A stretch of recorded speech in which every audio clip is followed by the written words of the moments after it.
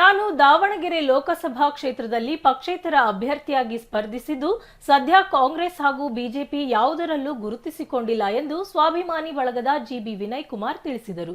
ಸುದ್ದಿಗೋಷ್ಠಿಯಲ್ಲಿ ಮಾತನಾಡಿದ ಅವರು, ಇನ್ನು 2-3 ವರ್ಷ ಯಾವುದೇ ಪಕ್ಷದಲ್ಲಿ ಗುರುತಿಸಿಕೊಳ್ಳುವುದಿಲ್ಲ.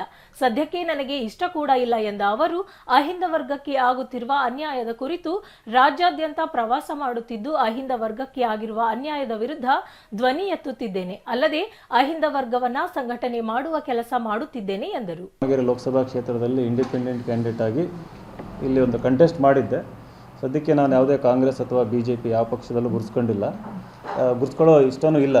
ನೆಕ್ಸ್ಟು ಇನ್ನೊಂದು 2-3 ವರ್ಷ ಇಂಡಿಪೆಂಡೆಂಟ್ ಆಗಿ ರಾಜ್ಯ ತುಂಬ ಓಡಾಟ ಮಾಡ್ತಾ ಇದ್ದೀನಿ. ಅದರಲ್ಲೂ ಪರ್ಟಿಕ್ಯುಲರ್ ಆಗಿ ಅಹಿಂದ ವರ್ಗ ಏನಿದೆ ಅದಕ್ಕೆ ಆಗ್ತಾ ಇರೋ ಅನ್ಯಾಯದ ಬಗ್ಗೆ ಎಲ್ಲ ಕಡೆ ಧ್ವನಿ ಎತ್ತುತ್ತಾ ಇದ್ದೀನಿ. ರಾಜ್ಯ ಪ್ರವಾಸ ಮಾಡ್ತಾ ಇದ್ದೀನಿ. ಇತ್ತೀಚೆಗೆ ಗುಲ್ಬರ್ಗ, ಯಾದಗಿರಿ, ಕೊಪ್ಪಳ, ಆ ಕಡೆ ಶಹಾಪುರ, ಸುರ್ಪುರ್, ಮೊನ್ನೆ ಶಿವಮೊಗ್ಗ, ಭದ್ರಾವತಿ, ಸೊ ಈ ರೀತಿ ಮತ್ತು ಮೈಸೂರಿಗೂ ಕೂಡ ಹೋಗಿದ್ದೆ.